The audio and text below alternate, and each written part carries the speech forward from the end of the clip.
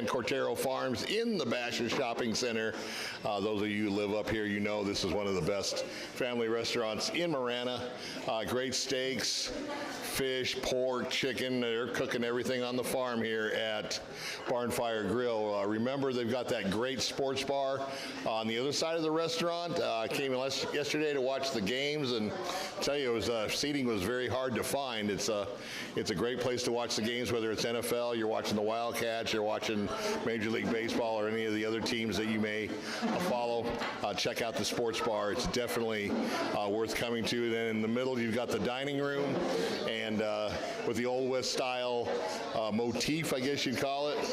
They didn't go woke. They didn't go like Cracker Barrel and try to change everything. So everything's good here.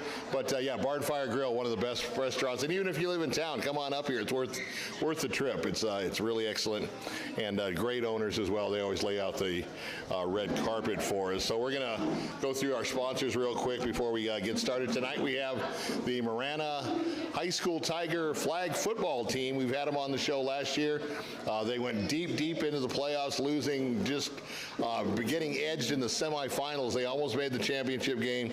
Obviously, their goal this year is to bring home that ring and that trophy. So we'll get to them just in a few minutes. Golden Corral, I do need to make an announcement on that. They did close the Midvale Park down in 6385 South Midvale. They did close that location a couple weeks back, but they still have 22nd Street and Columbus open it up. I still go down there for my weekly meetings with my staff, and it's a great place. You never leave hungry. Club teams, youth football, anything that's going on, maybe on a Saturday. I know parents, come on, you get tired of going to Peter Piper Pizza. I know, so, and their pizza's not even that good. So check out Golden Corral. I mean, they've got pizza, they got mac and cheese, meatloaf, they got kid food, but they also have I can say that they're not one of my sponsors, but they've got the steaks and the pulled pork and the pot roast and excellent salad bar. So definitely take advantage of that. And they also have a banquet room, just like we're in there, where you can kind of keep all the kids in one area. Just bear in mind, call them prior to going, just to make sure that they can get it all set up for you. Tuller Trophy, located at 525 North 6th Avenue and 5631 East 22nd Street, Tucson's original trophy and award center. Catalina Auto Recycling, located at 4811 East Sindridge Street. Give them a call at 520-574-0555. Why buy new when used will do? Check out their website, CatalinaAutoRecycling.com. CMS Mortgage, contact Mo the Mortgage Lady. We love Mo the Mortgage Lady. She's great. Lowest mortgage rates, not only in Tucson, but she's actually licensed throughout the whole state of Arizona. So if you're looking for that getaway cabin in Show Low, or maybe a place down in Sonoyta or something, definitely give her a call. She's very competitive, like everybody at this table likes to go up against the big boys, the SunStreets, the Novas, and save you thousands of dollars on a lower percentage rate. So definitely take advantage of that. Bianchi's Italian. I actually went there for lunch today. Had some great lasagna. Probably, if you're on the 520 Sports Talk Facebook page, you'll see the lasagna and the garlic bread. I took a picture of it. It's really good. Speedway and Silver Bell have been serving the best pizzas and pastas since 1977. And the Barber Academy, 3114 South 12th Avenue. It's just north of Pueblo High School. This is a barber college that will teach you the art of becoming a barber. We know that college is not maybe in the cards for everybody.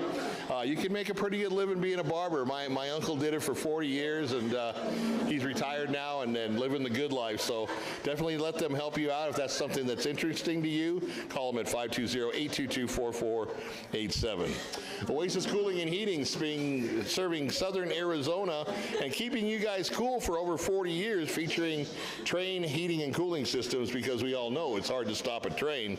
Call them at 520-648-1755 or check out their website, oasiscoolingheating.com. Jim Click Automotive, 22nd in Wilmot, the Tucson Auto Mall, or down in Green Valley.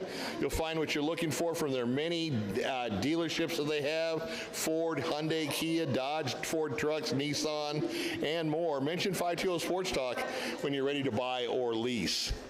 Pop Studios over at Speedway and Wilmot, just north of the Trader Joe's Shopping Center. top-rated studio, and this is becoming actually one of the best studios in town for podcasts, music group. I know there's a couple of real estate ladies that do a show there on Saturdays.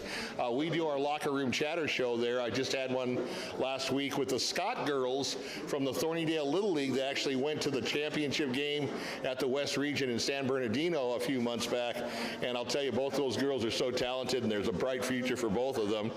We're going to have Bob Hammaker's granddaughters on the next Locker Room Chatter show soon. I've just got to get it scheduled for them. They also are very, very good softball players playing for the Roadrunners, and they played Little League actually for the Sunnyside Little League, living in Rita Ranch. Sunnyside extended an invitation to the Rita Ranch and Vale kids to come over to their team to play Little League, and I thought that was pretty cool. So definitely check out Pop Studios if you want to make your production pop.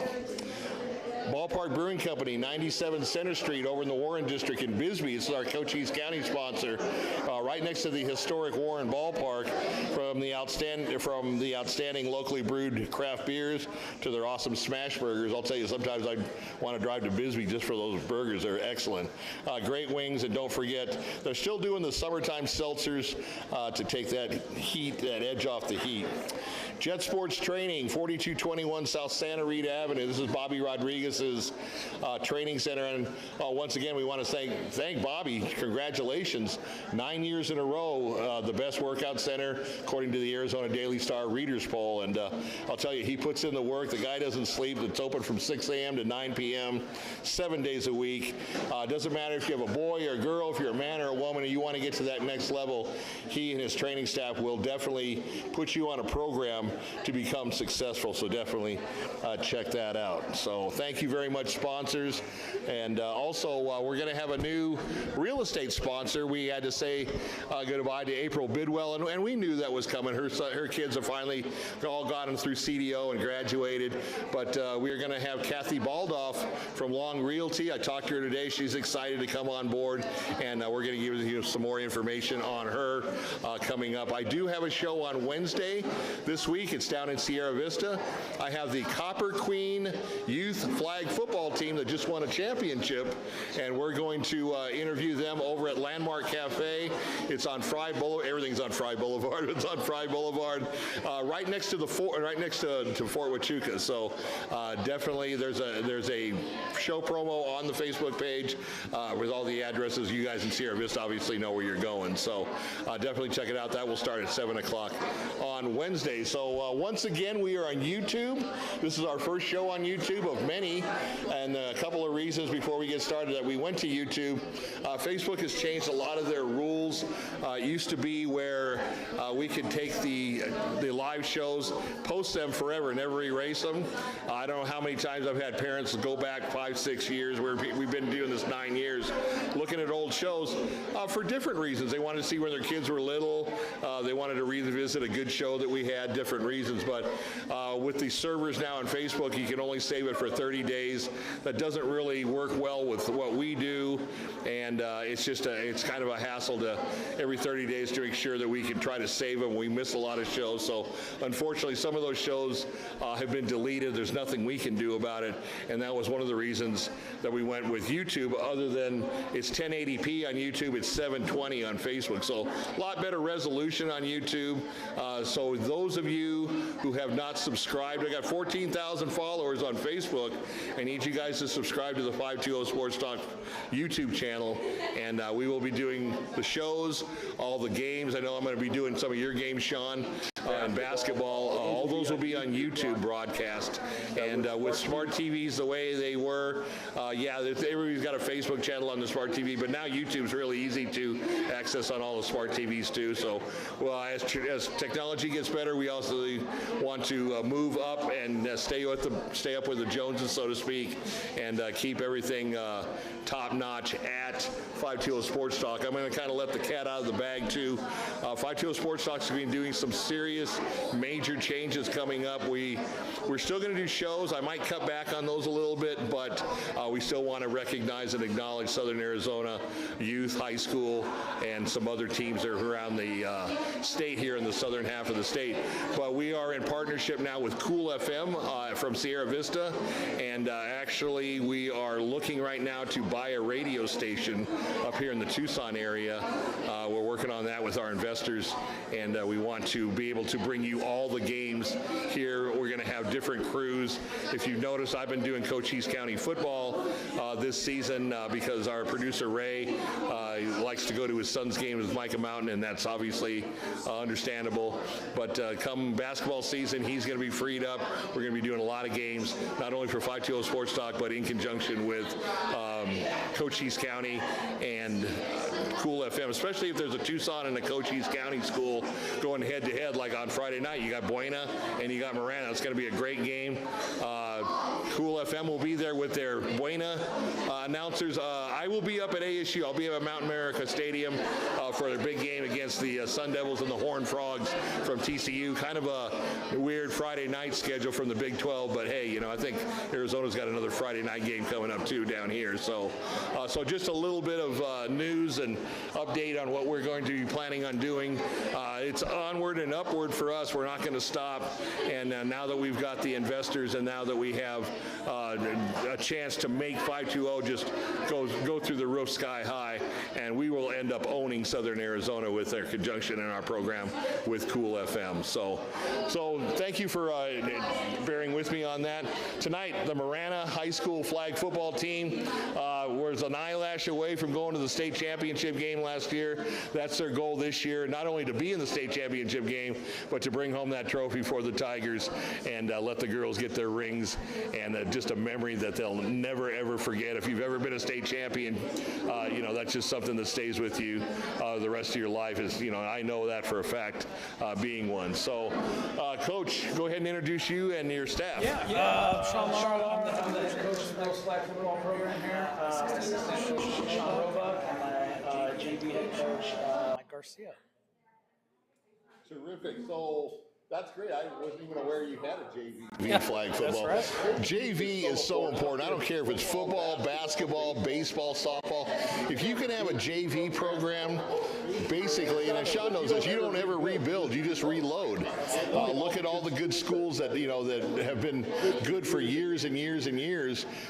Same thing. They use their freshman team, their JV team, and I know the smaller schools may not have the enrollment to be able to afford that, but the bigger schools, I'll tell you, you have a JV program, and that's going to put you a leg up easily on a lot of your competition. Sports is full of injuries. That's part of life. That's part of the game. And if you got a JV guy ready to step in, or girl ready to step in, and on Friday nights or whenever the games are, that's a win-win situation for everybody involved, from the athlete themselves, their parents, but also the school. So, talk to us a little bit about that program, Coach. So this is our first year having a JV squad. So we're still kind of getting acclimated, getting the girls prepared for all kinds of different situations. But sure, it's been really fun. I mean, it's nice just to be able to help prepare them to get to the next level and get them ready to go in varsity. Now, did you have a good turnout when you had the tryouts or when you started practice? We had a really good turnout. It was really, really hot when we first had tryouts, so I think we probably could have had more. I think we had a really solid turnout, and obviously we had enough to put together a squad. No, that's great. That's great. I know that, Sean, you have Coach Larry, you have a good turnout every year. I mean, everybody wants to play for the Tigers, whether it's flag football, boys basketball, Coach Stu in football. It's a great program. We're super lucky out at Marana. I think it's because our school has such a tight-knit community. If you come out to any of the tackle football games on Friday nights, it's huge, right? We're shooting fireworks off, and it's a packed stadium every Friday night. And so I think that community also plays a huge role in other sports, right? I'm the head girls wrestling coach as well. You guys should come out to a wrestling match sometime. It's a good time, and so to see our girls jump into that role, at least for flag football, we've been blessed with the last 2 years with some success, and I think that kind of keeps fueling that as well. I think in our Northwest area, there's different groups of girls that have been playing part of clubs and stuff like that, and that kind of helps feed it as well. One thing I'm really recognizing and seeing is the middle schools are now picking up flag football, and they're mixed. They're both boys and girls mixed, but it's amazing to see. Like, we have couple of our girls, their little sisters on a program, and she's out there and they're posting stuff all the time, and I'm seeing how amazing these girls are doing at that level, and that just kind of feeds up. And having a JV is huge. This is our first year doing it, and like you said, we don't just wait for somebody else. We just kind of reload. Yeah. And so instead of having 30, where there's still programs out there that have 30 girls on the sideline and only 7 can be in at a time, that's ridiculous. How are they getting those game reps to get better? And so whether you're on varsity or JV, I expect girls getting reps, and that's how we get better and better and build to be a state championship program. And without that, I don't see a lot of programs succeeding for a long period of time without a JV. I appreciate that. 100%. Now, you had a great, you had said a great point where repetition. I mean, I tell athletes, whether they're football players, basketball, baseball, it's like when you're going to that next level in college, yeah, sure, you may have Notre Dame or USC or something like that, take a look at you. You got to do some soul searching. Am I good enough to go in and play right away? Obviously, Desmond at Washington, lighting it up and doing great. But on the other side of the coin, most freshmen redshirt, or they play special teams, okay? If you can go in like Des and make a contribution right away, that's great. But for the majority of freshmen coming from high school, it's got to be a good fit. Like you said, do you want to sit on the bench and watch everybody else play? Or do you maybe want to go down to a D2, D3 at AI, or even junior college, get those reps right away? I mean, we've got a great school right here in Tucson, Pima College. Every single athletic program and athletic team, both men and women, always go to the national finals, or the playoffs at least. The basketball team, both men and women, got to go to the Final Four last year. Soccer's won a couple of national championships. Even when they had football, with Coach Monaco, they went to a bowl game. And, so it's got to be a place where you get, if you're good, you obviously want to get better. You don't want to stay stagnant. Go to a lower school. With that transfer portal now, you can go up to a higher division, or you can stay where you're at. I mean, I was an NAIA athlete. I know that I wasn't a D1 athlete.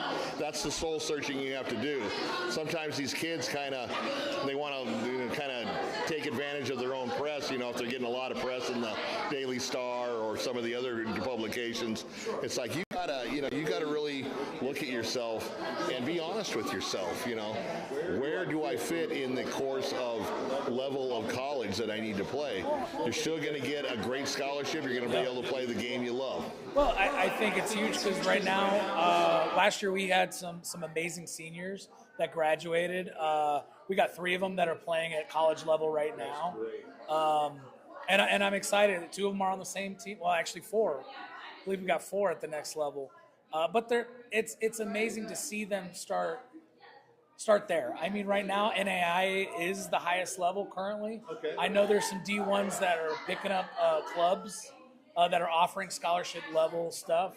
But I do see by the end of this year or beginning of next year, D1, D2, and D3 will pick up girls flag football. And it's there. It's right around the corner because we do have the Olympics popping off here in the next couple of years. They would be silly not to have 100%.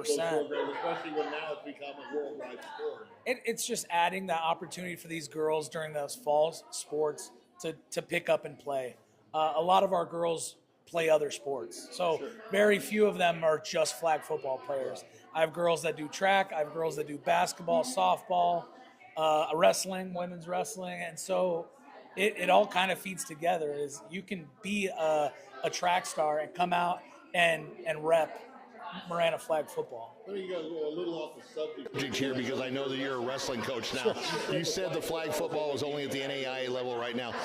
Women's wrestling in college, is it a growing sport? Are they going to go D1? They just picked it up for D1 this year. Okay. So Perfect. I know obviously because I'm in the wrestling world and flag football world, I think on the women's side, it's almost mirroring it perfectly. So up to 2 or 3 years ago, women's wrestling was the #1 growing sport in America, and it's still up there. It's still competing.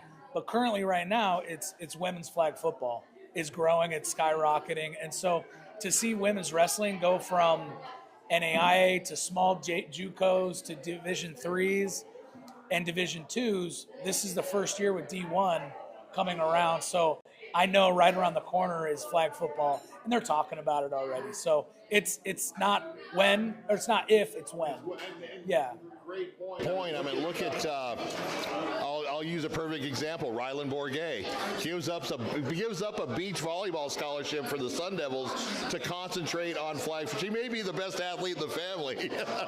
Yeah, she's amazing. I mean, I love the boys, but yeah, she's amazing. And you gotta have a lot of strong will to give up an athletic scholarship in a great sport, beach volleyball. And we all know about her high school accolades, but most decorated AIA athlete of all time. But I would love to see her in LA, and I'm certain she's going to make the team. But that's a great thing, and like you said, it needs to be D1, D2 in order to satisfy your Olympic team, because those other countries, Sean, going around, they're going to have their top level players, and they're probably not going to have NAIA levels. So the same thing. You're right. Is people are putting time and money into it, and we will as well to compete. So I'm excited for what the future has.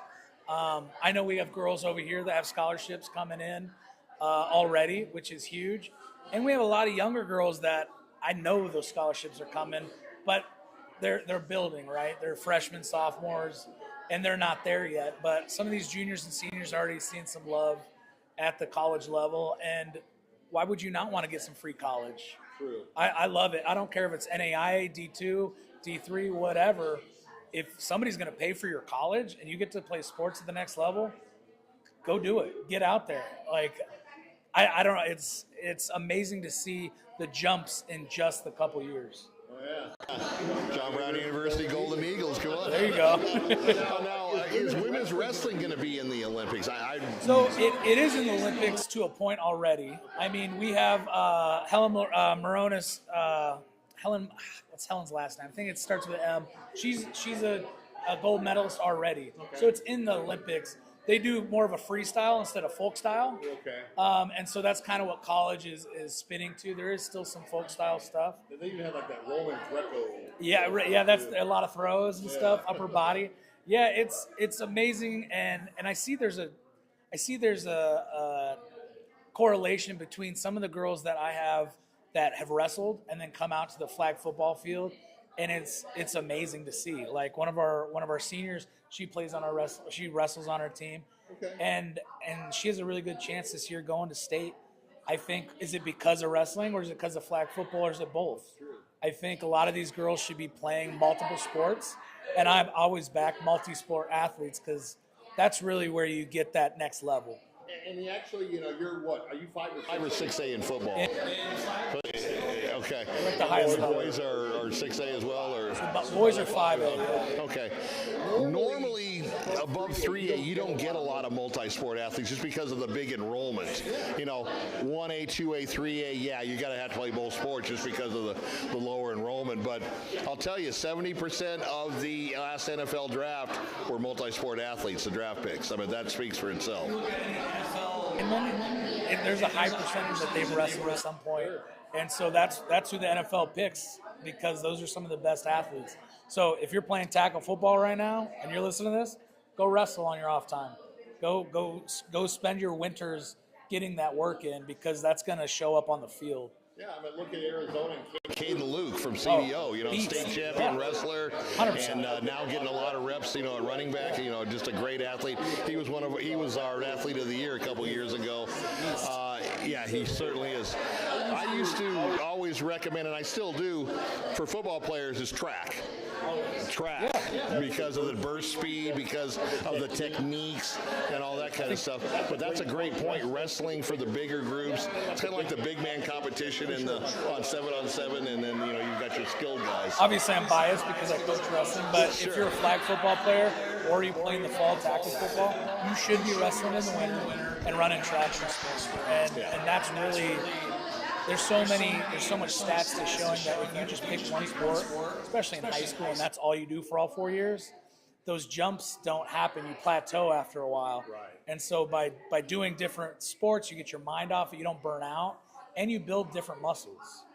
And you don't overuse your muscles. 100%. Some of these kids that play softball 365 days a year, or soccer, so I was like, go do something else, even if it's not competitive. Go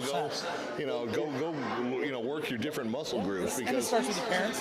Kick your kids out of the wrestling room. Like, hey, that's for the winter time. Maybe during spring they should go play baseball or go do something else, because that's really where they're going to get those leaps and bounds athletically and I think mentally too. They're learning something new. Yeah, and you never want to see a high school level athlete have some type of catastrophic injury like a Tommy John surgery on your elbow or something like that, because that just, that's the end of your career. Boom, you went to your high school and that's it. So good point, Coach. Sean, tell us about, now you're the boys basketball coach, but talk to us about your multi-sport athletes.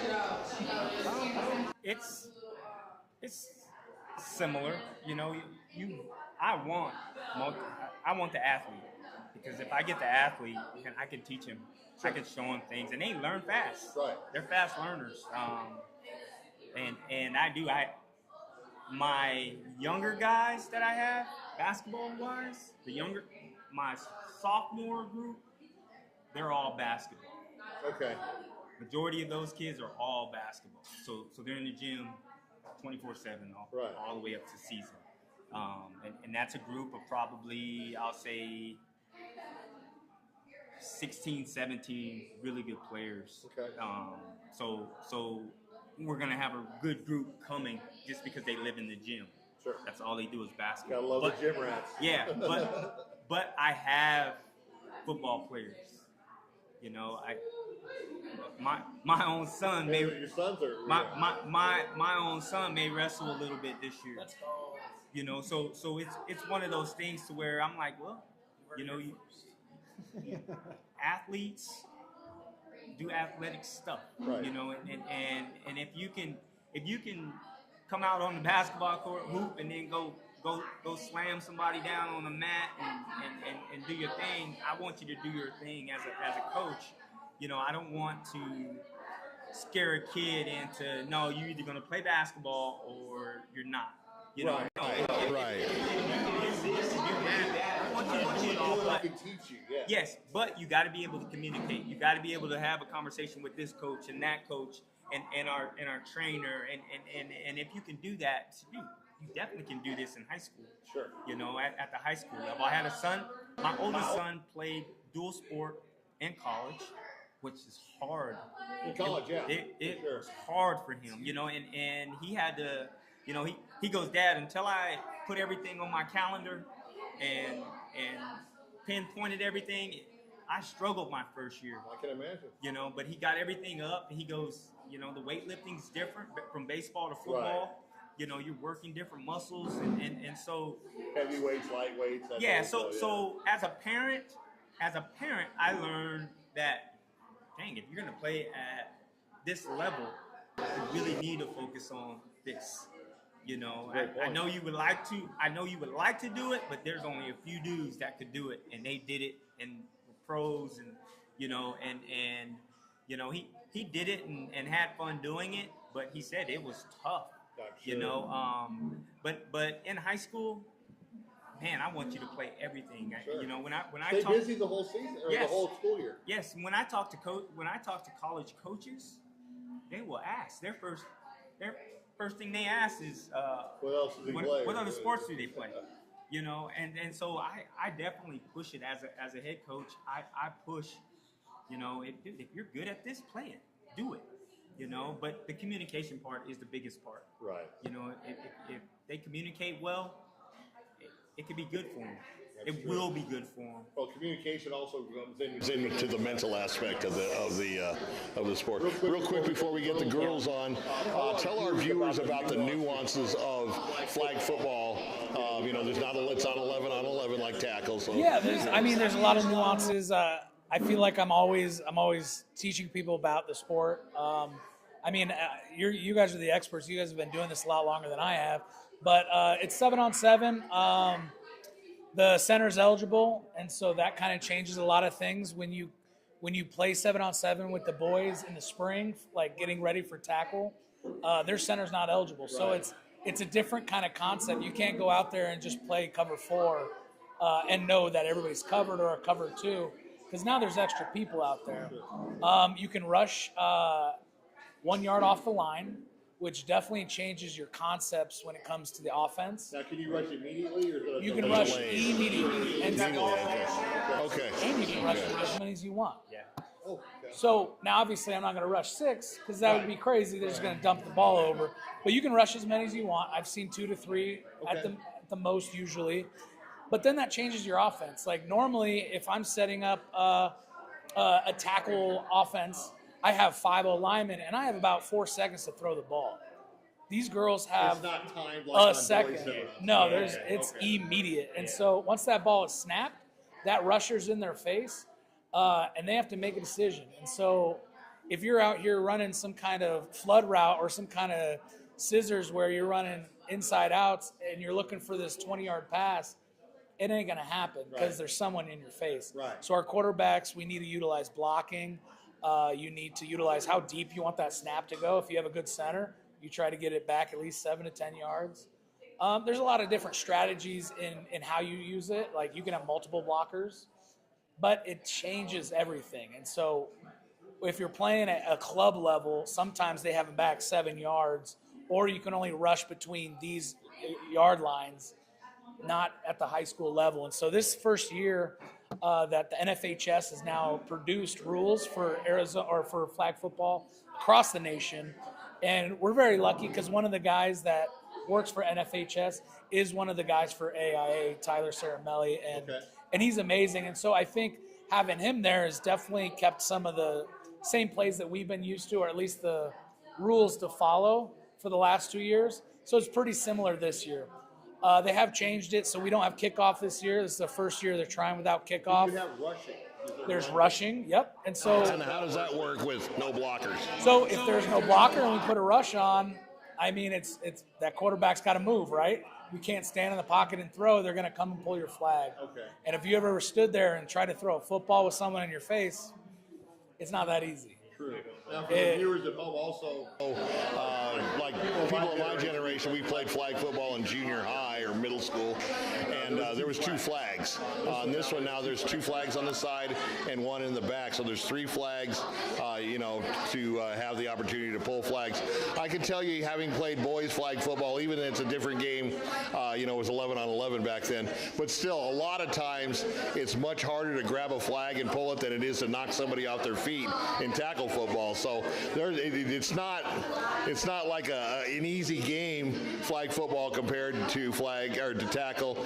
There's some similarities and there's obviously some big differences, but we wanted to kind of make you aware of that before we bring the girls on. So. The question right now is they're like, hey, are these all players able to play at that I guess national level for the Olympics? Are we going to see somebody like the Cheetah coming in and playing at that level? I think so. I think there's a couple that can play at that level, but there's also a handful of guys and girls that are out there that don't play professionally, and they can play at that level because they do dip, twist, things that these linemen or running backs and wide receivers from the NFL can't do, or they don't practice doing. I think they can do it, but if you're not doing that on a daily basis, 100%. There's about 2 or 3 guys that I'm thinking in particular that NFL would struggle trying to pull their flag.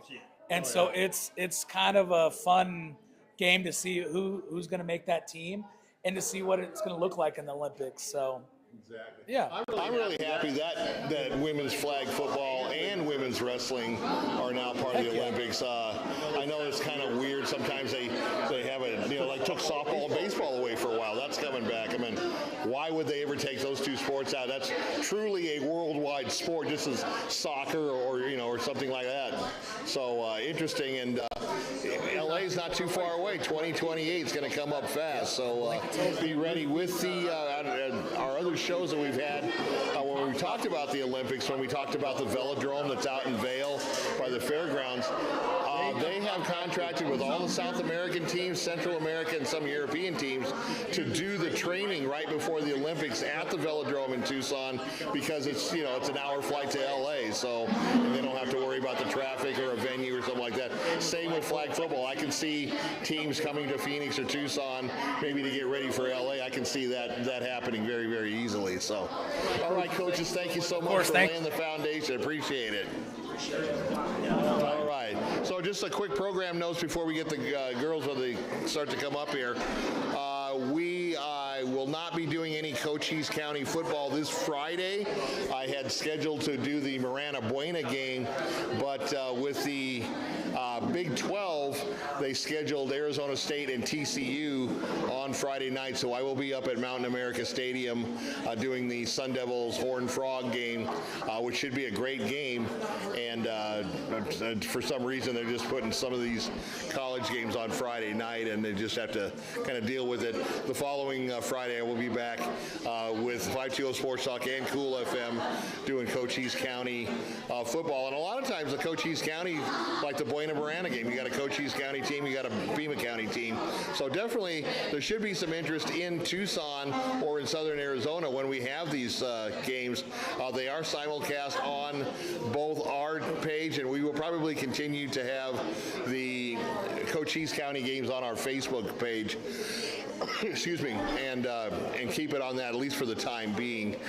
This year, I would imagine. Next year, we may switch it over to YouTube. So just a couple of program notes, and then also, once again, day after tomorrow on Wednesday night, I'll be down in Sierra Vista at the Landmark Cafe. This place has such good food. Little mom and pop restaurant on Fry Boulevard over by Fort Huachuca. We're going to have the Copper Canyon girls flag football team that just won a championship for club flag football. So I got a couple of flag football teams this week on our show, and we really enjoy it. Okay, ladies, first group.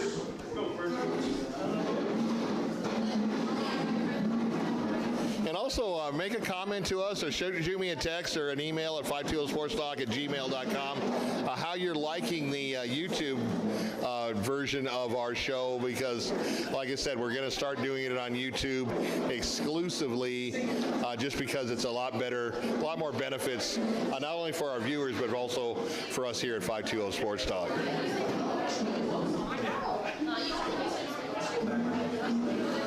Okay, ladies, those of you down on the end, just remember to speak up, use your outside voices so I can hear your answers to the questions, okay?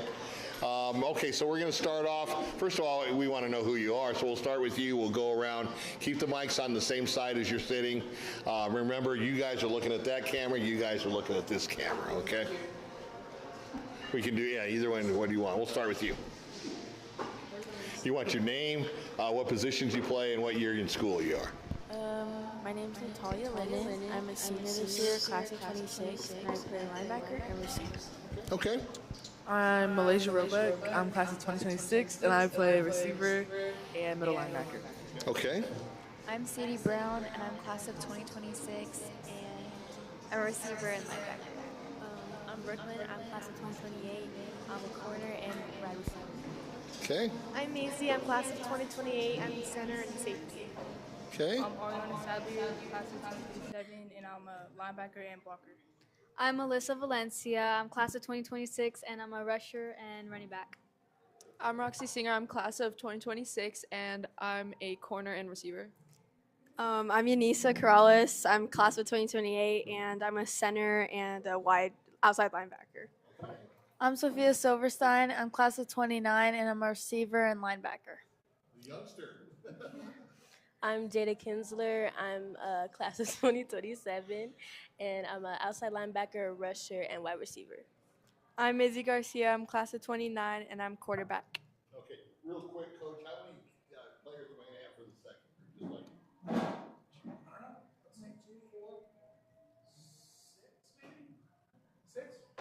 You know what? Why don't we put their chairs behind here? You guys just pass the mic up.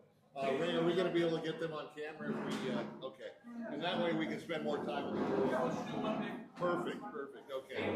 So for our viewers, just bear with us a second. And this is going to be a good show. For those of you who don't know, and we mentioned it when we were talking to the coaches, this team went to the state semifinal, lost by an eyelash for going to the championship game. So they did graduate some very talented girls, but the core of the team is coming back, or came back, and they're going to make a deep run in the playoffs as well. Do you need me to move that? Okay. All right. So, girl, go ahead and hand the girls behind you, and give me your name, what position you play, and what year you are in school. Kaylin. And you'll be looking at this camera. Kaylin Cox, class of 2029, wide receiver, outside linebacker. Okay. My name's Aubrey, and I'm class of 2028, and I'm a wide receiver and corner. Okay. And those of you sitting down, you may want to lean down a little bit so we can see you. Kaylin Shinaki, class of 29, and receiver and corner. Perfect. Well, they took me seriously, didn't they? Presley Sparsa, class of 29, wide receiver and corner. Okay.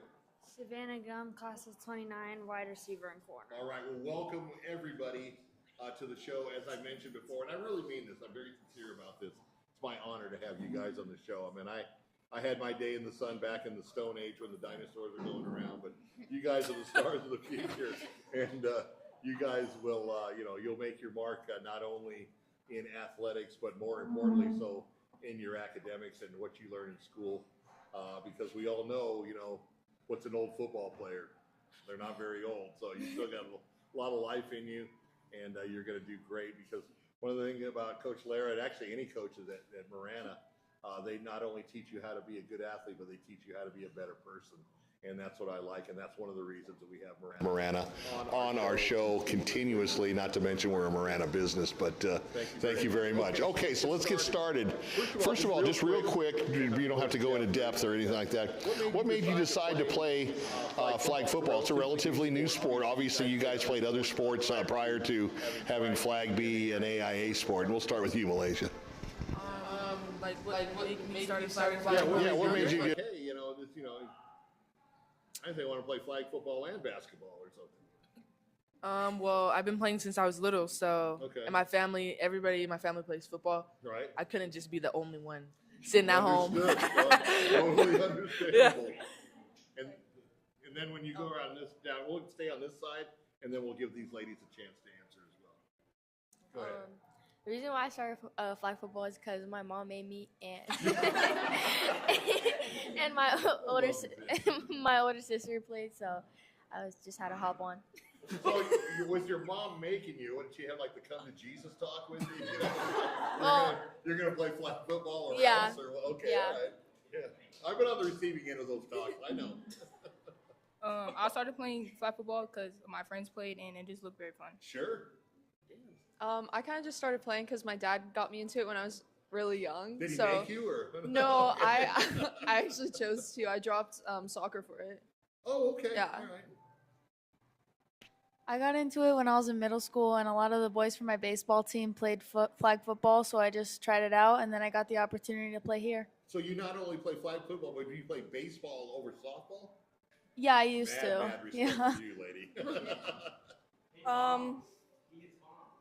Nice. I started playing flag football when I was really young, and my brother played, so I Your got brother? into it. Yeah, my brother played Okay, flag too. That's always good.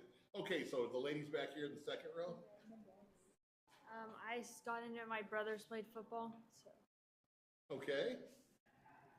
I used to ride horses before this, and I kind of just wanted like a different pace and to try a team sport. And I saw flag football, and I was like, well, And you haven't regretted it, have you? no, sir. Not a girl. I started playing when I was younger, and the whole reason I started playing was so I could play in high school, because I found out they were having like a high school team, and my mom was like, oh, well, do you want to like try like club ball so then you can like be able to play in high school? And I was Sure. like, yeah, sure. So I started playing for club, and then now I'm here. I always get a kick out of sometimes like, yeah, I was playing when I was younger. I had some youth football players and they were 8U, and they're like, Yeah, so when I was real young, I'm like, you're 8 years old. Go ahead. I started playing because Alyssa was like, yo, Aubrey, play football. And then I was like, well, I could get a six-pack from it. So I was just like, let's do it. Yo, Aubrey, I like you. I started playing because my brother was playing and my mom wanted me to try it out. Okay, cool. Malaysia. I think the best answer was, my mom made me do it. All right, over on this side. I started playing because all my friends played and all my brothers played. Okay. I just wanted to try something new. All right. So Well, my sister started playing, so really got me into it, and I ended up falling in love with the sport. So yeah. Hey, there's nothing wrong with that. I was playing football from 6th to freshman year, and then they finally came out with the girls' flag. So and you're I, playing tackle football? yeah, Love and it. so I had that opportunity to play with girls, and I took that. All right. Don't you like girls that like to get dirty? I started playing because I saw it was like such a fast growing sport, and I just wanted to try something new. Sure. I started playing this past year, so last season was my first season, but it was really just these girls right here. You know, these are my friends, and they encouraged me to play and try something new. And you're going to stick with it, obviously, right? Huh? And you're going to stick with it, right? Yeah, I've been sticking with it. I'm gonna keep it going. As we were talking to the coaches, there's now so many opportunities coming up, where, the coach Lara was saying it's an NAIA sport right now, but, it's going to be going up to the upper divisions as well. So many opportunities. A lot of times, at least when I was in school, high school and college was like the end of the road for women and girls athletics. Now you've got a pro softball thing, you've got flag football, you've got women's wrestling, women's ice hockey. Obviously, soccer has always been there, but I like it because it gives you more of an opportunity, opens up a lot more doors. And why shouldn't it? I mean, the boys shouldn't have all the fun, correct? All right. So you've had two games, but one officially. Coach was telling me about the kind of the weird circumstances on the one game you had. But what I want you, each and every one of you, is you want to know. Every game is a learning opportunity, whether you win or lose. Now, you're going to lose. You're going to learn a lot more from a loss, believe me, than you are a win. When you're winning, you're executing right. You're following the coach's game plan.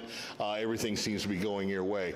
Obviously, that doesn't happen every single game, or more times than not, it doesn't happen. So, what's the biggest thing or the biggest lesson you've taken away from that one game?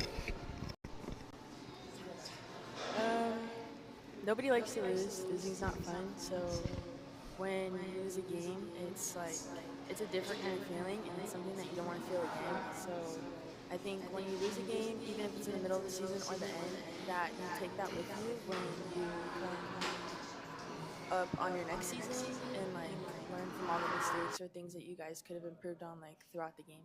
Yeah, that's a good point. Losing is not fun, but athletics, just as in life, losing is a part of what you need to deal with. How to overcome adversity. Not every team's going to go undefeated. Very few teams go undefeated, and to be able to learn a lesson, especially off a loss, chances are you're not going to make those same mistakes that you did in that loss. And once again, that's a learning opportunity, just as in life. Hey, you stick your hand in the stove, it burns. You're not going to do that again. So they're the same type of thing. Real quick, is that a San Diego State shirt, or is it like South Dakota or something? Is that a San Diego State shirt? I'm a San Diego boy. Rise up. Go Aztecs. All right. What about you? What's the thing that you took away from your first? Well, I think every game is like a constant reminder to have good energy and how to keep that up. So I think as our first game, it's kind of good to get that feel and that we need to have good energy straight from the start. So. There's nothing like football. I'm not real familiar with the flag thing, but I know there's nothing like tackle football to get the butterflies to go away. Everybody on this table should have butterflies before a game. If you don't have butterflies, you're not ready to roll, okay?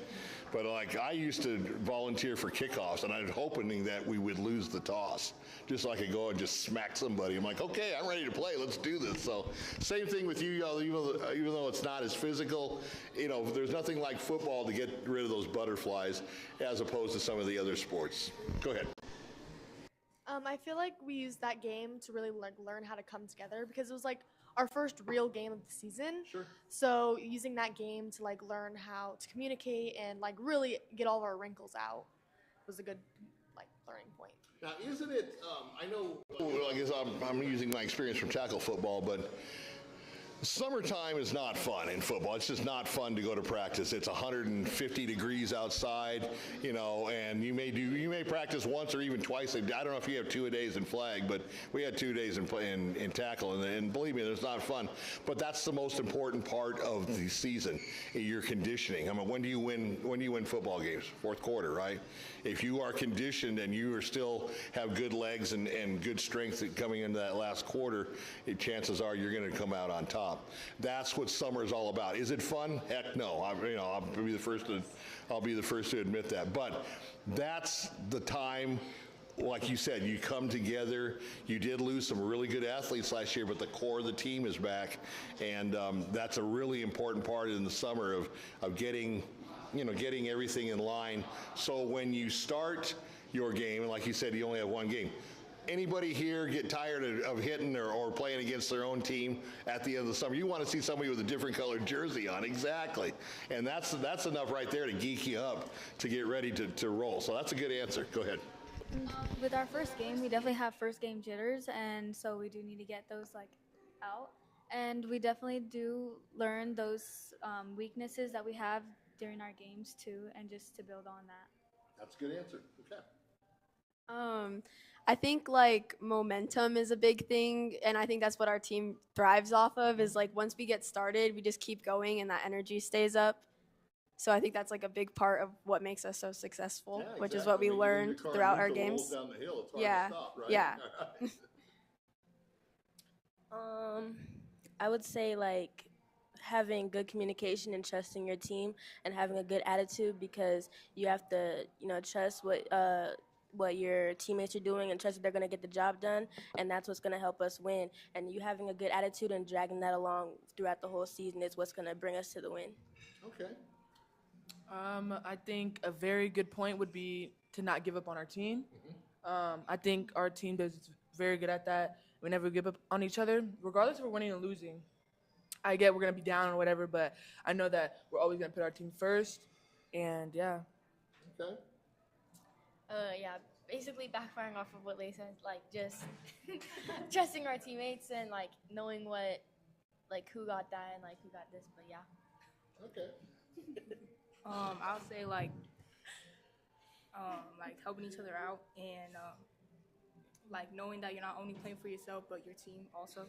Okay. That's a good one. That is. I think we all learned how to truly play with each other. That's huge. Because before that, it was we were just scrimmaging against each other and a couple tournaments here and there. But those tournaments were only 45 minutes. Okay. It wasn't a full 2 hours. So it's different. Yeah, it's different. It's 40-yard fields on club and everything. And we were playing full 100 with zones. So we had to really figure it out as a team, where everyone should be. That's a great point because you have a collection of individuals that you mold into a team. Okay, and being a good teammate sometimes is not the easiest thing to do. I'll give you a perfect example before I go to you. Say coach has you run, what don't you call them? We used to call them burners, 40-yard dashes at the end. It's always at the end of practice when you're already spent. But once again, there's that conditioning aspect to it and stuff.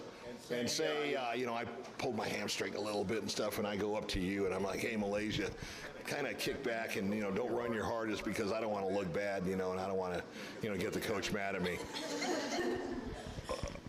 As a teammate of mine, would you say, yeah, okay, cool. Would you enable me to not push it? Or would you just say, you get your rear end up there and if your leg falls off, I don't care. The coach will see it, and you're going to run as fast as you can. Where's the mic at for her? Just give her this one real quick. I would say push through it for your team. Be there for I your don't team. care if your leg falls Yes. off. Yeah, exactly. That's up to the coaches to see that you are injured. Obviously, they're going to take matters into their own hands. But yeah, never ever enable another teammate to do anything less than 100%. Is that true, Coach? Never do that. You know, and it's like, you know, your parents sometimes they have to give you tough love.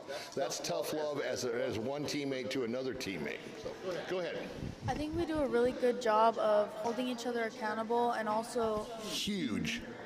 picking each other up, not just verbally but also physically. Like if someone misses the pass, like we'll get the next one, and it doesn't, like, we don't just start snowballing downhill. Like we pick each other up. And that also goes with the mental aspect of the game. Stay focused. Yeah, you dropped a pass. Okay, there's no instant replay in sports. That's for the fans. You know, don't let that carry over to the next play. It's like, yeah, I dropped that pass. I had 6 points right there, and I didn't. You know, or you fumble, or you miss a block, or whatever the case is. Have a short memory. Just move on. One thing I learned is that the win isn't just going to be handed to you, and you actually have to work for it. And that's so true in life, too. If something was easy for you, you wouldn't really learn anything, right? You have to go through those struggles on the athletic field, the courts, the diamonds, whatever the case is, and also in life. You know, you're going to have your ups and downs, and that's part of the maturation process that is going to take you from being from a child to a teenager to an adult. So that's a good point. Over here. I learned that football's a team sport, not a one-person game, so you just have to know your teammates have your back. Okay, that's huge. Yeah, that's once again a part of being a good teammate. Have my back. I think I definitely learned a lot, especially never playing flag football before, and I learned definitely how to be a better teammate and how to just be a part of a team.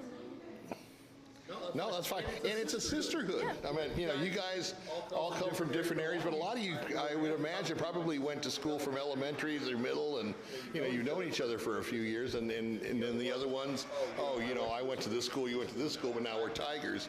And it's kind of renewing a bond and going for the greater good. Good answer. Teamwork, which is something like really basic to say, but like you can't have this team, you can't have a good team without it. Like you really need it to like shine and work together to like get the job done. And the best way to get good teamwork is what? Repetitions, right? Over and over again, okay? Good job. I feel like to be a team, you have to help each other grow and pick each other up. So when you do something bad, tell them what they did bad and how they can fix it. And then when you have practice, fix what you need to do so you can become better to help your team when they're needing you the most. Okay, great answer. Like even like if you're losing a game and like your teammates are down, just like pick them up and like just like keep like going. Right. Like, or if you're winning. Yeah. Don't take your foot off the gas pedal. Keep the foot on that, you know, on the gas pedal, and just, you know, okay, we beat you 64-0. I'm sorry, you know, pick your game up. All right, good answers, really good answers. So, do you guys, you play 10 games like the boys? We play 12 plus 1. 12 plus 1, okay. 12 plus 1 might be a game, it might be a tournament. We're still, we'll find out tomorrow. Okay, terrific. Okay, so let's say 12 games just for the sake of not knowing what that plus 1 is, okay. We're a human, you know, we all have our likes and dislikes. Coach probably tells you it's a 12-game season. That means you have 12 seasons within one season. Every game is a season. Okay, that keeps you from trap games where you're looking ahead. Okay, how many times have you seen either men or women's sports and they're playing an easy team, but they've got a big team, their rival, or maybe the defending national champion or something like that, and they don't play well against that team that they should just dominate and either barely win or sometimes lose. I mean, I lived in Michigan when Appalachian State beat the Wolverines, and you know nobody on earth ever thought that was going to happen, and it happens, you know. Arizona losing to NAU a few years ago, same thing, you know. So always take each season like you're playing the national champions. I don't care, like you said, if you beat them 64-0, oh well, you know, you did your job. It's up to them to do theirs. So what team, and I kind of went off on a tangent a little bit, what school or what team, even though we're human and we play 12 separate seasons, what's one of the schools that you really, really want to be? Could be your natural rival, could be a team that you lost to last year that maybe you should have beaten. Maybe it's a team you've never faced, but they're a really high-profile team, maybe from Phoenix or something, that you want to beat, and just, whatever reasons.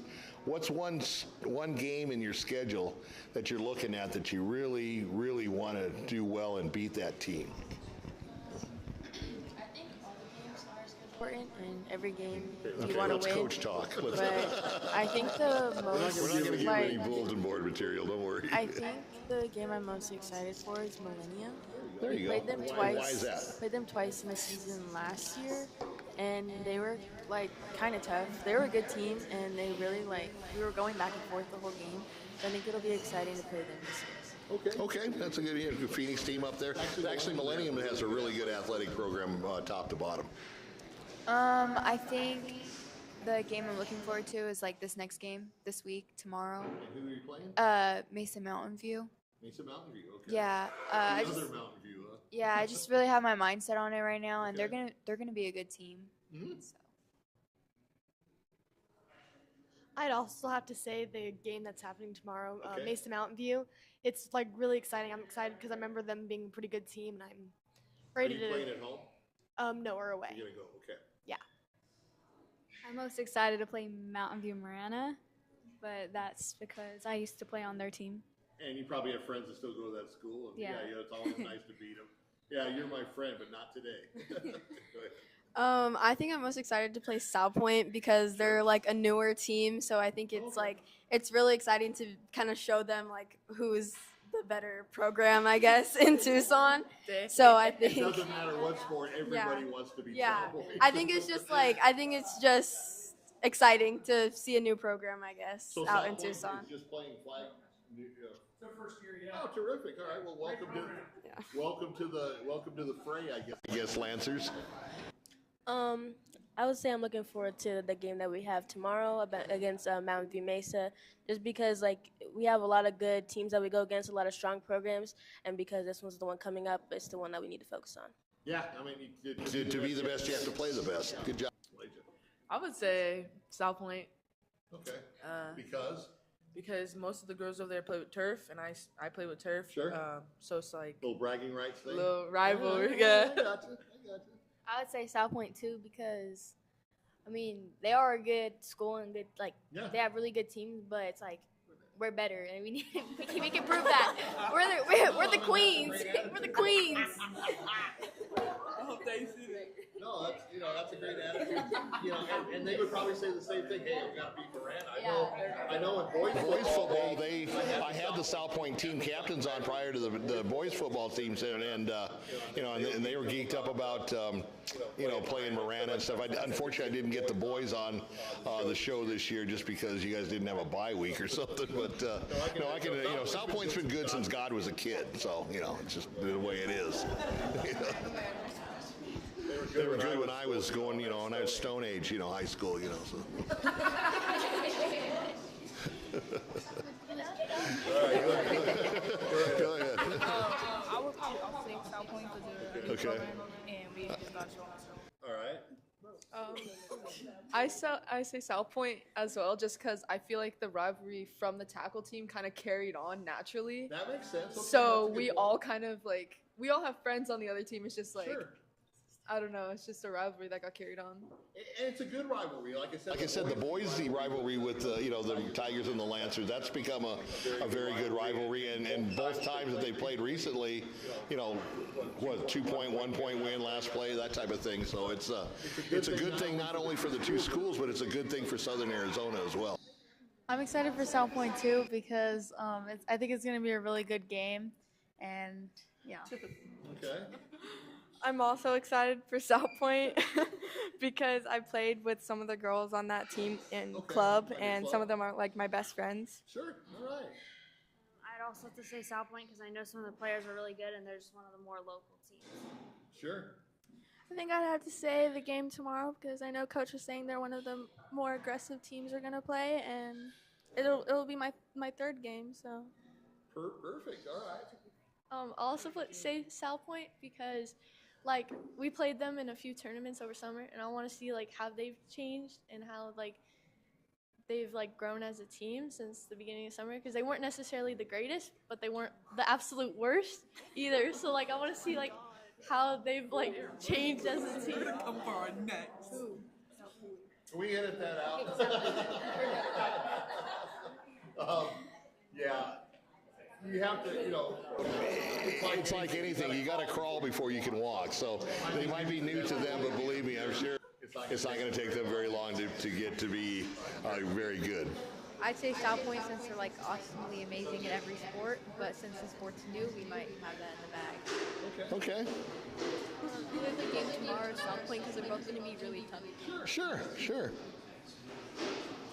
Anytime you have a chance to beat a school that is traditionally very, very strong, like the Lancers, yes, this is a new sport for them. You definitely want to take advantage of that, believe me, because, like I said, it's not going to be too long before they get to be up at your level, and then it's going to be a war every single year. So good answers. All right. So do all you guys play club flag as well as school? Okay. So my next question, and we'll start over here, is what in club flag? What maybe skill set or something that you do in club really helps you in school ball? Does that make sense? Okay. Pulling flags. Okay. In club, there's the poppers, like the whole belt's not gonna come off, but I think it really translates well to school because the whole belt comes off. You just gotta focus and pull flags. Okay, that's a good point. Yes, I agree. Pulling flags, like using both hands and just getting there to pull it and breaking down and attacking. I'm sure that using both hands, I'm sure you do drills on that. That is, that's so important. I mean, whether you're right-handed, left-handed, ambidextrous, you got to use both hands. I mean, it's like you don't want to use half your body when you're playing any sport. So that's a good point. I say like it's only half the field, and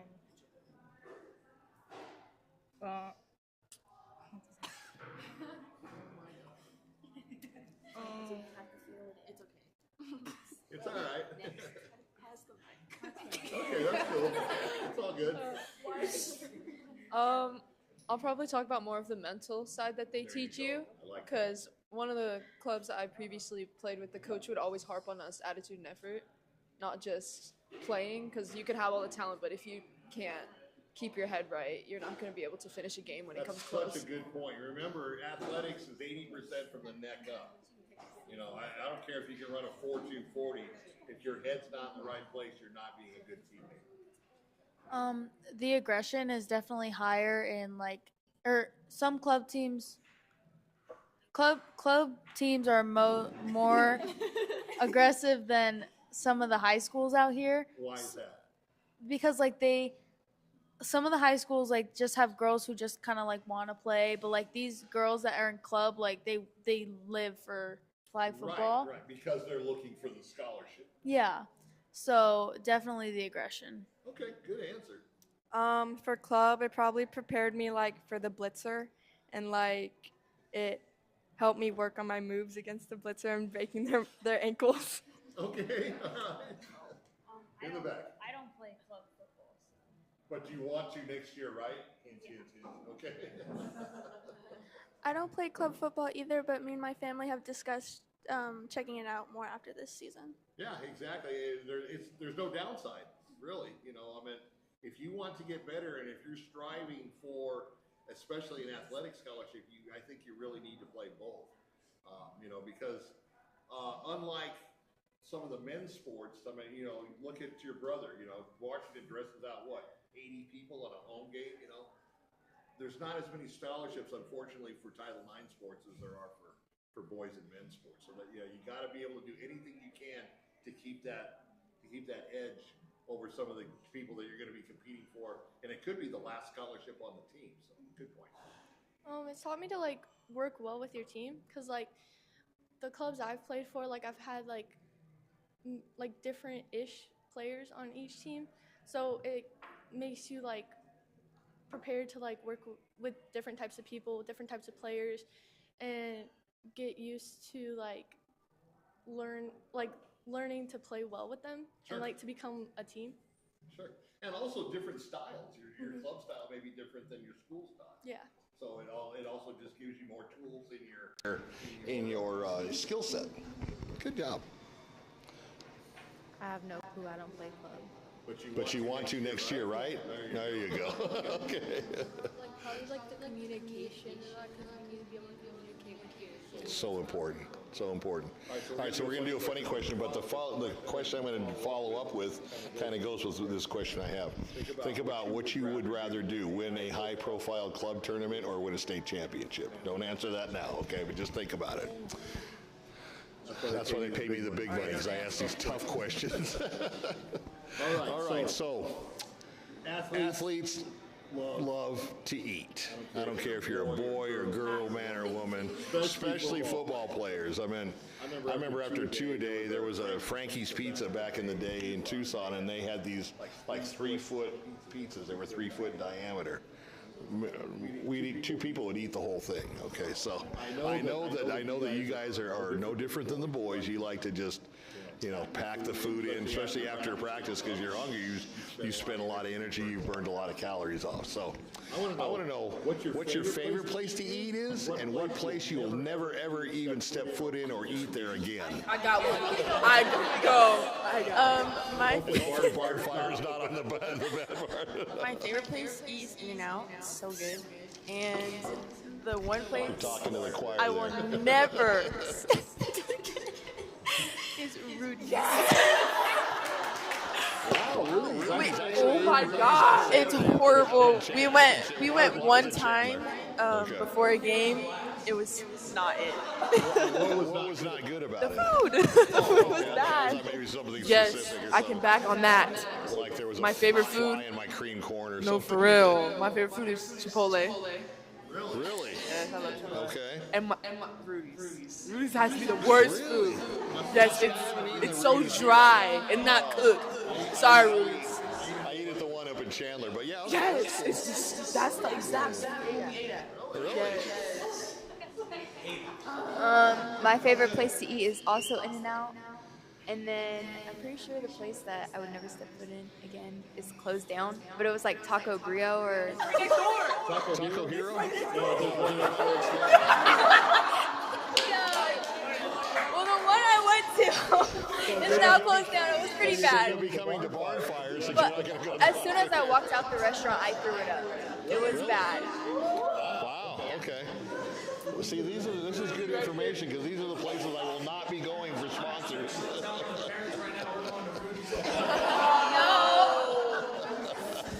Go ahead. My favorite place to eat is Chick-fil-A, but Rudy's, Okay. I'm sorry, I don't like the food. Now, let me ask you this, okay? Chick-fil-A is not open on Sunday, right? Yeah.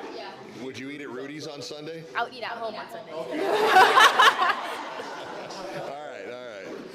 I tried to. I think for me, I'd really like In-N-Out, Okay. and then I would not be able to go back to Taco Bell because I had it once. Felt horribly car sick, and I cannot even think about it without feeling disgusting. Yeah, Taco Bell. I don't think my dogs. My dogs will eat anything. I'll probably say In-N-Out, my favorite, and then I would never eat at Arby's. What was it? Arby's, yeah. Let me tell you a story about Arby's. I used to like Arby's, especially the one out here at Cortero on the freeway. And then they came out with that burger. Okay, now, after I retired from the fire department, I went into restaurants for a little while, so I know about food. I was thinking, burgers at Arby's, where do they cook them? There's no flat grill, there's no flame grill. So I went and asked the manager, I said, so how do you prepare these hamburgers? Do they come cooked and microwave them?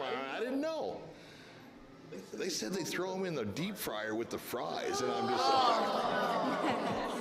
and I'm like, You got me there. so Arby's is not on my list anymore. Go ahead. So my favorite place to eat is Panda House. It's on Ina. Panda House. Panda,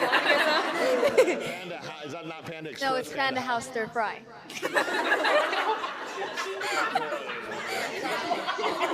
It's by Chick-fil-A. No. It's on Ina.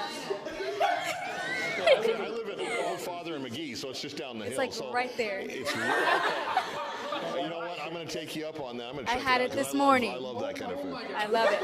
Okay, all right. But they're not open on Mondays. So you gotta get it for Sunday. Chick-fil-A on Monday and go to Yeah. the house on And I Sunday, will not okay. eat at Ruby's. I had 3 corn dogs, and the only thing that flavored them. Where is this? Ruby. Oh, Rudy. Yeah, Rudy's, okay. In Chandler. I had 3 corn dogs, and all the flavor was just butter. I didn't even know they had corn dogs. Interesting. Okay. I have to say my favorite's probably In-N-Out, and then yeah, I would never go back to that. That made my stomach hurt so bad. Wow. You guys are enlightening me. I may not eat at the Chandler Boulevard. There's actually...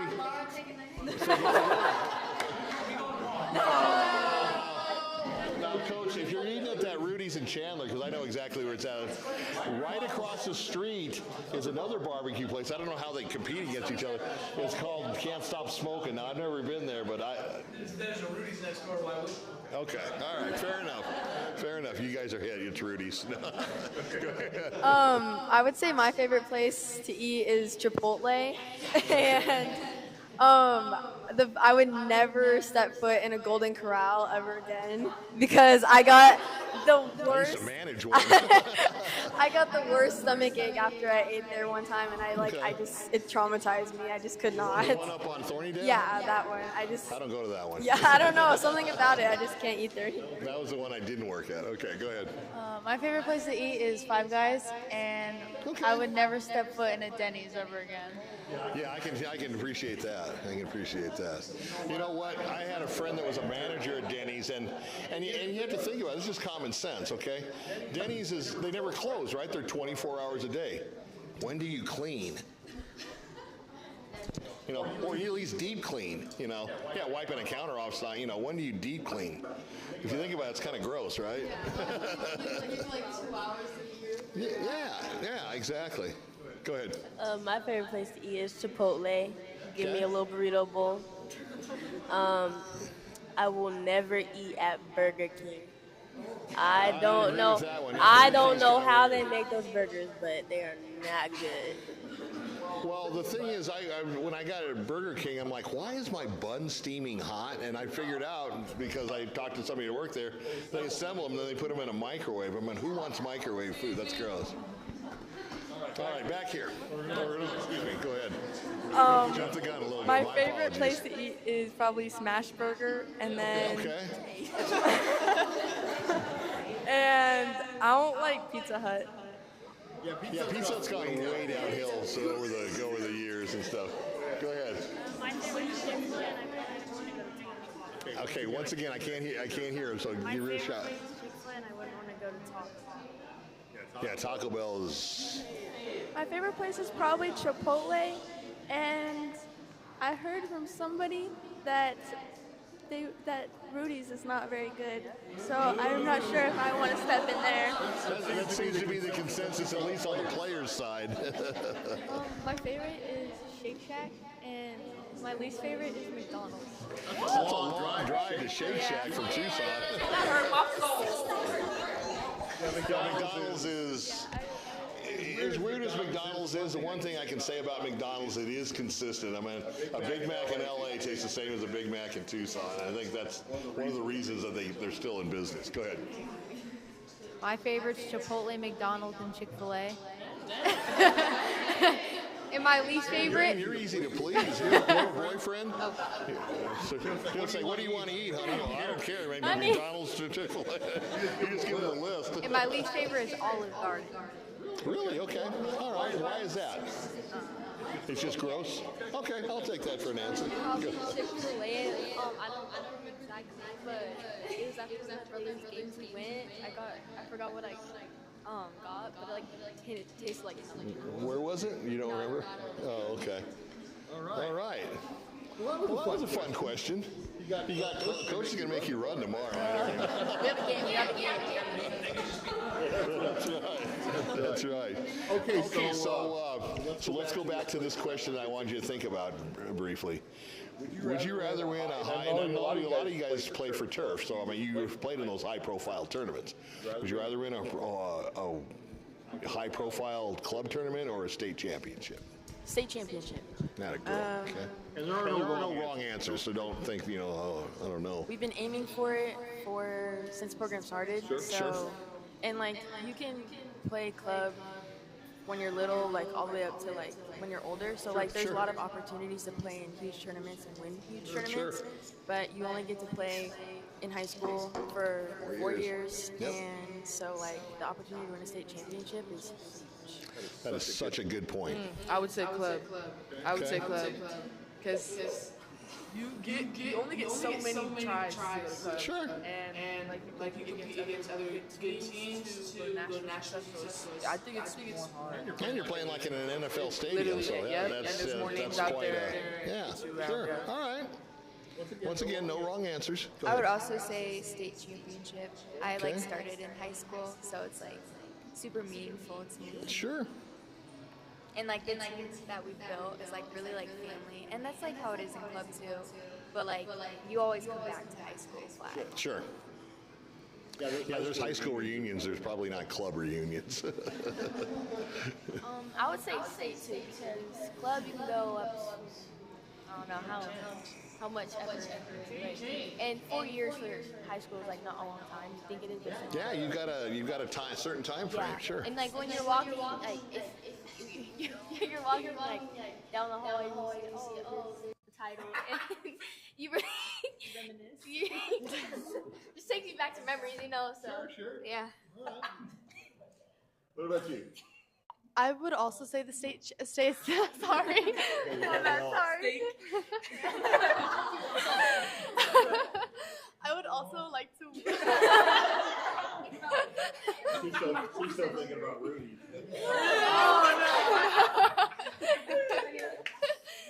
I would also like to win a state championship because for me, I really want to play in college, and I feel like winning in high school is like a really big step to getting there and getting colleges to recognize me. Okay. Good answer. I say state championship. Because you're only in high school for 4 years, and for club, like you could play on different teams, but also in club they last longer than high school ball. Sure. Now, club, I know that, like, I'm not familiar with club flag football, but I know, like, in soccer, softball, and those things, like, 14, 16, 18 U, but there's not really anything after 18 U. So when you say you could play club a long time, it's like, I'm on the 32 U team. Do you play as an adult, or what is it? You can play as an adult. There's like women's league, and they like it's a bunch of moms playing against each other. But I mean, you're still playing, and I would rather win a state championship because you can always go to college as well, and there's still clubs right after. All right. So I would rather play in a state championship. That's a great answer. Thank you. I say a state championship for sure, just because it's like something permanent that like it's gonna be in your school forever. But like for club, there's gonna be new national champions all the time. Like there's different tournaments. There's 3 different leagues, like multiple different leagues that you can win national, so you never really know. That's a good answer. Who it I'm gonna is. give you my answer at the end of all this, just my 2 cents worth. I would also say a state championship just because like our program has been pushing for this since like it first started, so I feel like it'd be really meaningful. And also, well, yeah, I think for me, because I don't play club flag football, I think like for me personally, a state championship would be really meaningful. Okay, makes sense, sure. I think a state championship because it'll leave our legacy at the school, and we'll all remember this and tell our kids about it, and yeah. Good point. I'm gonna go with state championship, not because one's better than the other, but because a state championship is something that you work towards. We work hard to get to each and every game that we get to that state championship, so it's like more rewarding than something that you work hard for. Okay. I would say club. Because if you go all the way to Ohio and you're on TV and playing in the national championship and you do great, you can get so much offers from that. Like, because so many people are watching on TV, and I don't know, I feel so much better like doing great on club. Now remember, I mean, back when I was being recruited, you guys probably may not even know what this is. A VCR was like barely invented. You know, I mean, everything was snail mail. We didn't have the internet. We didn't have computers. We didn't have a click of the mouse and you could get your stats, your highlights, and all that kind of stuff. It was all a process going through the U.S. mail, whether you're mailing a tape or you're just writing a letter or you know, having the coach hopefully come out from, like in my case, Arkansas to Tucson to watch, okay? That's all changed now because of the internet and the click of a mouse. So, you know, you don't have to go to Ohio to be noticed. I mean, how many coaches contact your coaches and say, hey, send me some film, or, you know, what athlete do you think may fit into our program and stuff. So it's not, I understand where you're coming from, and physically being in Ohio, yeah, that's great, and I'm not going to downplay that, but don't think that they don't watch your school film either, okay? That was a good answer. I'm not downplaying that, but yeah. All right, go ahead. Okay. I think I would also say state because I've never played club, so. Okay. I'd say state because I feel like it would be a cooler opportunity, and I don't know, I just feel like state would be cooler to win rather than club. Okay. I'd say state. Well, I'd say state because, you know, it just sounds cool and fun. I would say state because there's like not that many opportunities. Okay, all right. All right, so good answers on both sides and good reasons on both sides. Now, here's my 2 cents, okay? I am a state champion, okay? So they didn't have club. Unfortunately, in the dinosaur era, they didn't have club. But you guys all know about Micah Mountain. They started with 1 grade and they kept adding until they had a 4-year high school, right? Same with my school. It was called Palo Verde Christian, which is now Push Ridge. Okay, I was in the very first graduating class, okay, so there was nobody ahead of us leaving the school after they exhausted their eligibility, okay. We got our tails kicked for 2.5 years. I mean, you know, we just, you know, you're playing freshmen and sophomores against juniors and seniors, okay, just chances are, you know, you're not going to win very many games. So by the time we were seniors, nobody, like I said, nobody graduated ahead of us. The right hand and the left hand were one hand. We knew each other. We knew what we were going to do in the dark. We didn't have to worry about it. We went 18-4 my senior year. Only lost 2 games in Arizona. We had 2 other losses in San Diego. And against Christian High with Tony. Remember Tony Clark that played for the U of A and he played for the Detroit Tigers? Christian High in San Diego, okay? And also Francis Parker, which is down in San Ysidro by the border. It's a Catholic high school, okay? But being a state champion, one, like you said, you've got a 4-year window, okay? Club, you're going to probably be able to play more than 4 years and have more opportunity. Second of all, that banner in the gym, you guys have a lot of them in Marana. You guys have a very good, traditionally good athletic program. When you're my age, you take, you know, either your daughter, your granddaughter, your granddaughter. There's mom did that, or grandma did that. Okay, it never ever goes. It never goes away. Okay, you know, it never ever goes away. You have reunions, not class reunions like for the whole school, but you have team reunions. Okay, you win a club championship 10 years down the road, you're going to have to go to the Bourget compound to see the banner because, you know, you're not going to walk into a gym, it's not going to be there. Okay, so that's a difference. Another thing is, and especially as tight knit as Marana is, or, you know, a lot of schools is, it's a very tight-knit community. They take pride in your state championship, or if the boys win a state champ. That's a community thing, okay? Because on club, you may have a Marana girl, a South Point girl, a Cienega girl. There's not the same, the team is made up of the best of the best. Now, club Club teams generally are more talented because you've got the best of the best. But as far as continuity, you guys are all sisters. You've grown up together. Like I said, you may have gone to elementary or middle school together.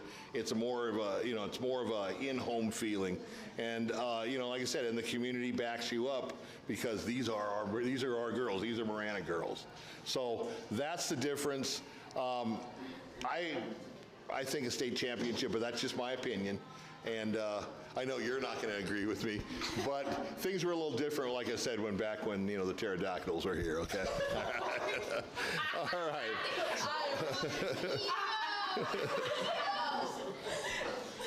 All right.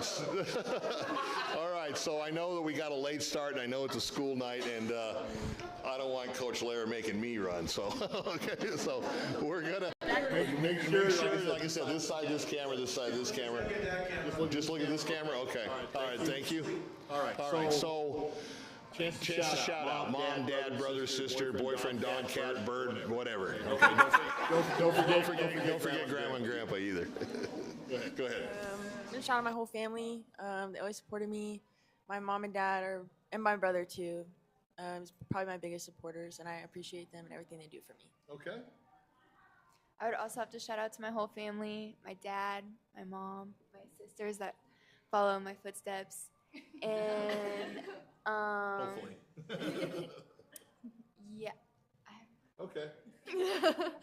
Shout out to my whole family, all my relatives who've helped support my journey. Shout out to my dad, who's always been there and helped me through most of this football stuff. Dads are good about that kind of stuff. Shout out to both of my coaches, Coach Lara and Coach Sean, for supporting all of us out. Okay. That's good. She doesn't want to run. I can do it. Shout out to my family and my dad for just supporting me through my journey with flag football and helping me get better. Shout out to my family, all my family that I talked to back home in San Diego, and then my parents, and also shout out to the Lord up there because he be helping me with everything. Amen. Amen. What part of San Diego? What part of San Diego are you from? Shoot, all over. No, in San Diego, Lemon Grove, the beach, El Cajon. El Cajon? There's a firefighter in El Cajon. Nice. Okay, this side. Shout out to my whole family. And shout out to God. You know what I'm saying? And shout out to my dad too, and my Aunt Tanya as well. Just remember, God will make you run too. I'm just telling you. Shout out to my mom, my older sister, and my family. And shout out to Coach Rubba and Coach Laura for pushing me and becoming the player that I am now. Terrific. Say shout out to my whole family and my coaches too. All right. I say my family for sure. My sister made a huge impact on me. And then just all coaches across all sports. They showed me different things. Got mad respect for coaches, especially, and you'll love this, especially club coaches and stuff. Whether you're a little kid in Little League or club and stuff, these guys volunteer their time. They don't have the big contracts that the NFL or the college coaches have. And it's just, it takes a lot to have a family, have your own kids, whether they're on the team or not, and still go out after you've worked, 8 or 10 hour day. And coach these young aspiring athletes of the future. So yeah, definitely hats off to the coaches. Shout out to my sister for being my role model and inspiring me to play sports when I was little. And then shout out to my parents for giving me these opportunities to play. Does your sister like Rudy's? Just asking. Shout out to my dad because he's been my coach since I was 4 years old. Okay. So he's the reason why I'm this good. Okay. Hey. Love it. That's great. Shout out to One of my the best parents for comments always supporting me and my brothers for inspiring me. Okay. I want to say shout out to my whole family, especially my mom. She's a single mom, and I appreciate a lot that I appreciate everything she's given me. I appreciate my grandpa, my grandma, my uncle for showing up and helping me. And then Coach Laura, Coach Mike, Coach Singer, Coach Robick, they're great coaches, and I couldn't be more happy to be coached by them. Okay. Remember, you girls in the back, look at this camera, okay? I'm grateful for my family and all my coaches, especially Coach Mike, because he's been my coach for a long time. Sure. He's taught me a lot of, basically everything I know about football, and he's one of the best coaches I know. Okay. I'm grateful for my family, my uncle, and my dad for being there and helping me since I was little and pushing me and being by my side through all of it. Terrific. Yeah. My family and then all my coaches I've had. Okay, great. In closing, let me just give you some advice from an old athlete, okay? Listen to, not necessarily in this order, listen to your coaches, your parents, and your teachers, okay? Because of the fact that I know that everybody at this table is a top-level athlete, okay? But you're going to make your mark in the world on what you do after athletics. I'm serious, okay? Whether you become, a teacher in the medical field, you're a police officer, a firefighter, whatever the case is, that's where you're going to make your mark in this world, okay? I have fantastic sports memories. I played 3 sports, scoring touchdowns, making clutch baskets, getting good hits in baseball and stuff. But there's nothing that can replace saving somebody's life, protecting property, or something like that. So just remember, that's why it's called a student athlete, not an athlete student, because you're going to make your mark in this world, and I'm confident all you guys are going to be terrific adults on what you do after sports, okay? All right, so I want to thank the parents. Boy, this place was packed, and I know maybe some of them had to go home and they got to work early in the morning, but thank you very much. Coaches, thank you so much. It's always a pleasure. You guys are always invited back on our show. And for the viewers, the people, the teams, and the people that we have on our show year in and year out, there's a reason we do that, because they do things the right way. They don't cheat. They are not only coaches in athletics, but they're also mentors in life, and that's what it's all about, just as I mentioned. So thank you to all of them. Barnfire Grill, thank you always. I know we're getting ready to eat my food. It's going to be great. And I don't know, man. I guess just don't go to Rudy's. I don't know. so, all right. So that's going to wrap it up. Just one more time on the upcoming events. Day after tomorrow on Wednesday, I'll be traveling to Sierra Vista for the Copper Queens flag football kids championship. They just won a championship. We're going to interview them, and one day, I'm sure not too far away, they're going to be high school flag football athletes as well. And then no Cochise County football, at least for me doing play-by-play. You can still watch it on Cool FM Live on either their Facebook page or their YouTube channel. I will be back the following week. Once again, I might get in trouble with Cool on this, but Marana, you gotta beat the Colts in Sierra Vista. You gotta keep it here in town. So good luck to the boys on Friday night. So also Friday night, because I'm not doing high school, I will be up at Mountain America Stadium in Tempe for the Arizona State Sun Devils and the Texas Christian Horned Frogs in a Big 12 matchup. It's going to be a great game, and we're looking forward to that. I will have an article written on our 602 Sports Talk on the 520sportstalk.com website, and then we'll also do some highlights on 602 Sports Talk Facebook page. So that's going to wrap it up. Here we go, Ray. 520 Sports Talk, Southern Arizona sports on the cutting edge with a twist. It's a wrap.